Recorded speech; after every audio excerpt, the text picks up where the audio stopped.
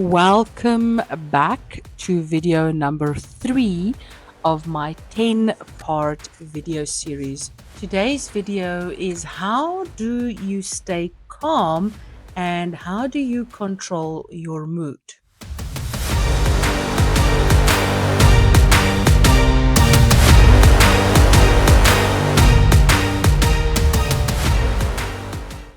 Your mood is your choice. And for far too long, you have been giving people permission to rule over your feelings and your reactions. Understanding that your mood and your feelings are simply just a result of the story you keep telling yourself in your mind. I know it is a fairly hard pill to swallow because it means that now you have to take accountability and accept that the reason why they keep triggering you, the reason why you keep falling for it is because you choose to do so. Understanding the true power that my internal story has over my outer reality was a hard journey to master. And it started with me becoming really intentional with the thoughts that was flowing through my mind. For a long time, I allowed other people to determine my moods and my emotions that was flowing from me until I understood this one thing. The reality is that I am allowing them to do this to me, and that I am allowing them to steer my day-to-day emotional status. Unless I stopped allowing others to influence my mind and took responsibility for everything that is flowing through my brain, I will always be a second act in someone else's story. I like to believe that our mind is like a TV. It can only play the channel that I choose to play in my mind at that moment. The reality is that the remote to this channel and to this TV only you hold. But sometimes we are hurt, we're feeling vulnerable, and we're afraid of being alone. And when that happens, we end up giving other people permission to change the channel that is playing in our mind. And we end up playing versions of ourselves that is not even our own story. It is the story that others project onto us. The reality is, over time, you start losing yourself. You start losing that original story of who you are, and you slowly mold into a person that you cannot even recognize anymore. You are living a life that you've never wanted to live. You are in places that you don't want to be. You are thinking thoughts that you don't want to be thinking. And in reality, you are stuck in a life that you hate, and you can barely identify the person that is staring back at you in the mirror. I know. I recently had to face this exact reality in my very own marriage over a year ago. I had to look myself in the mirror and realize that my marriage is not where I want it to be. This is not how I envision a marriage to be. And I had to make the tough and painful decisions to choose differently, because no matter what I did, it wasn't going to change my marriage. The only thing that could change is changing myself.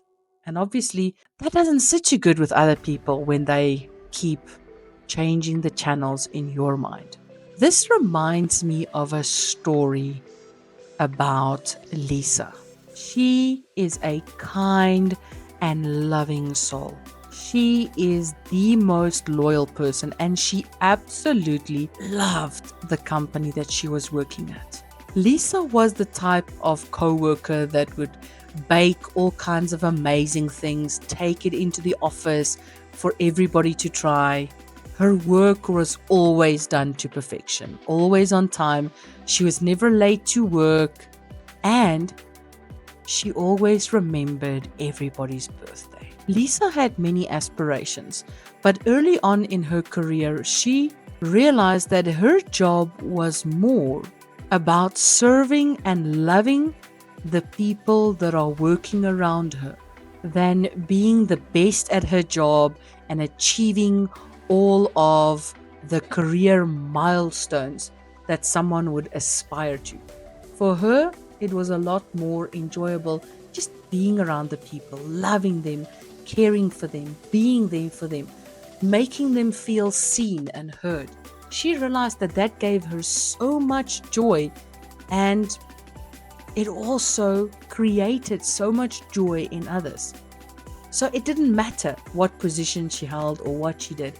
For her, it was more about just being around these people, loving them, and as people came and gone, she just loved them no matter what. But recently, a new manager was appointed to her department. And although she was a very easy going person, Lisa, she easily adapted to other people's styles. This manager and her just couldn't get along. And the reason why the manager didn't get along with Lisa was not because she wasn't good at her job or because she didn't listen. It was because this manager had something to prove. So, from day one, it was all targets and driven, and we have to succeed, and, getting rid of people that are not good. And it's all about performance for this manager because this person believed that their worth is determined by the success of the team. And this meant that this manager was putting a lot of pressure on the people that was working there. And slowly over time, this fun, enjoyable workplace turned into a place of turmoil and anger and hatred, and people started undercutting each other. And it just created an environment that Lisa didn't enjoy.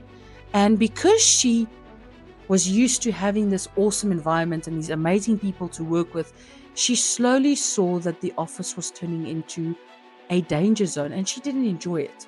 So, being Lisa, she then decided to be that loving person that she is.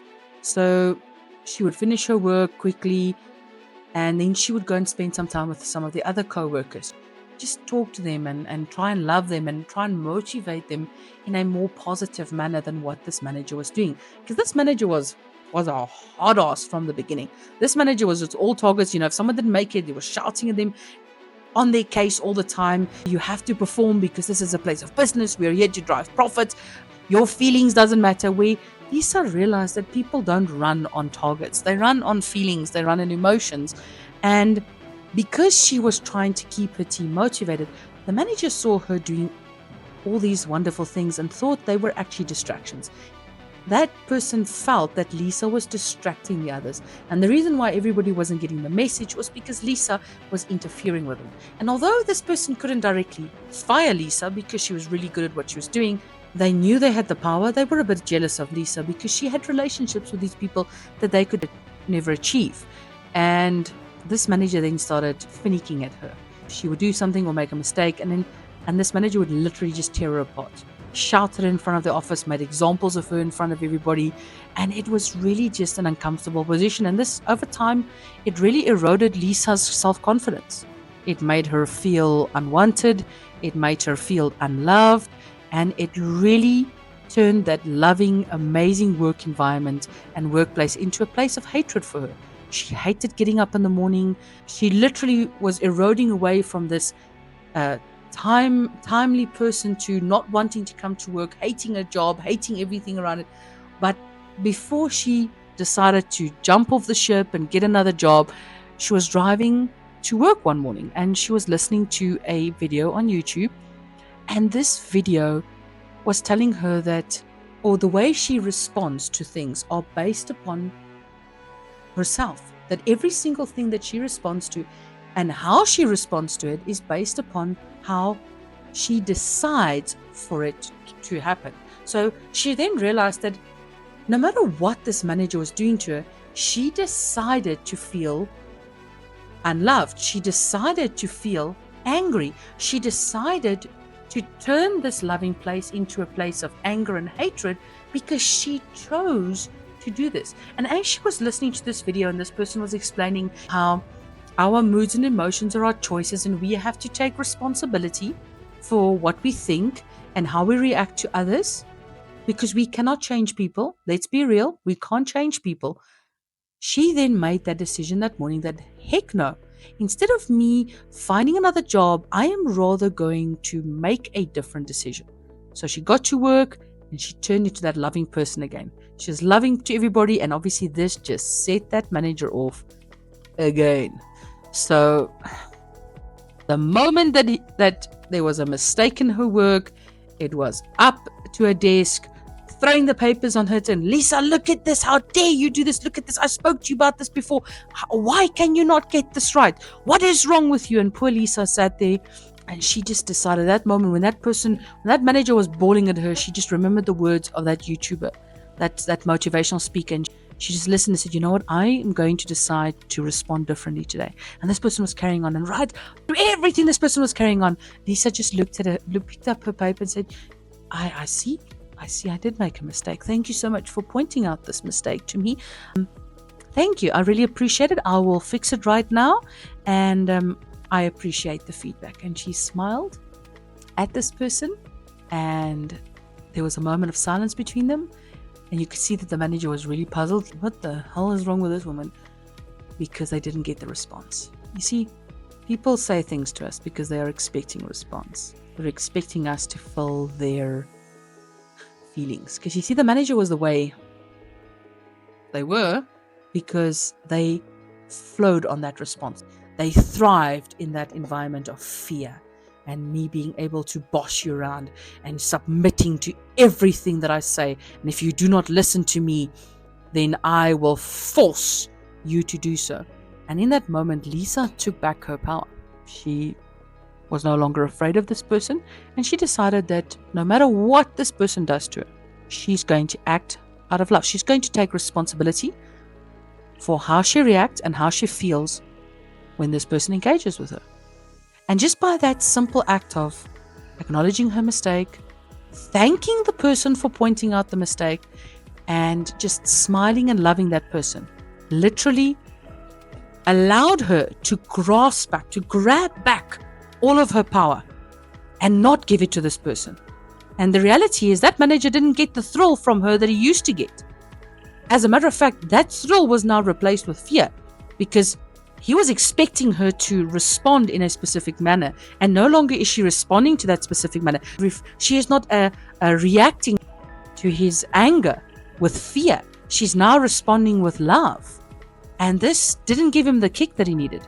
So the next time when you are in a place of fear, where you are feeling frustrated, angry, unloved, abandoned, or hurt, maybe instead of responding or blaming the other person for the way you feel, do this instead.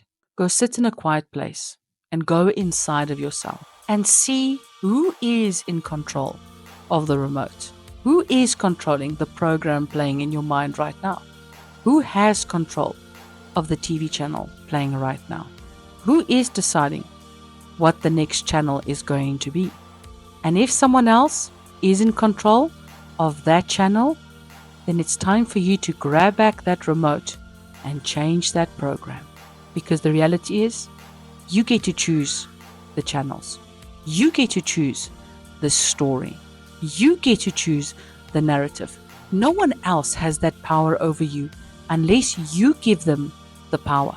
So instead of deciding to play that game of negativity, that game of hurt and pain, rather switch the channel to a loving, inspiring, uplifting voice inside of your mind. Play a channel that is going to build you, love you, care for you. Listen to things that are going to break you free. and really center yourself on who you truly are. The next time when someone does something that triggers you, take a deep breath, deep in, and then realize that their actions are a reflection of what is going on inside of them and of what they are feeling inside of themselves. And it is not a reflection of your ability, your talents, and your achievements. Allow them to finish. They're shouting at you or pointing fingers at you. Allow them to finish. Let them finish. Give them this opportunity to finish. And then, at that moment that they are finished, instead of responding with hatred or trying to get back at them, acknowledge their feelings. Say, how are you? I hear what you're saying. I understand what you are saying. Because the reality is, hurt people, loved people, love other people. You get to choose which one of the two you want to be. I am not responsible for the hurt that they are feeling. And I am definitely not responsible for that person's healing. But what I am responsible for is how I will act and react in those moments. So stop giving them power over you. Take back the remote, change the channel, and live the life that you want to live, irrelevant of what people do around you. Take responsibility and say, no one else is ever going to change my channel again. Be authentic and truthful to yourself and see how your entire reality shapes